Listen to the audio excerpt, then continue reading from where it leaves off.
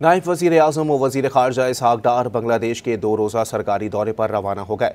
इसहाक़ डार की ढाका में बांग्लादेशी क़यादत से अहम मुलाकातें होंगी। Ishaq Dar chief adviser professor Mohammad Yunus और ख़ारजा उमूर के एडवाइज़र मोहम्मद तौहीद हुसैन से भी मुलाकात करेंगे। इन मुलाकातों में दो तरफ़ा ताल्लुकात के तमाम पहलुओं पर तबादला ख़याल किया जाएगा।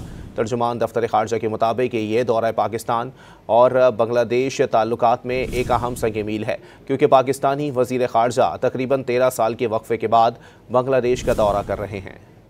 नायब वज़ीर-ए-आज़म और वज़ीर ख़ारजा इसहाक़ डार बांग्लादेश के 2 रोज़ा सरकारी दौरे पर रवाना हो गए।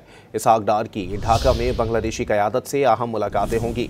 इसहाक़ Dar chief adviser professor Mohammad Yunus और ख़ारजा उमूर के एडवाइज़र मोहम्मद तौहीद हुसैन से भी मुलाकात करेंगे। इन मुलाकातों में दो तरफ़ा ताल्लुकात के तमाम पहलुओं पर तबादला ख़याल किया जाएगा।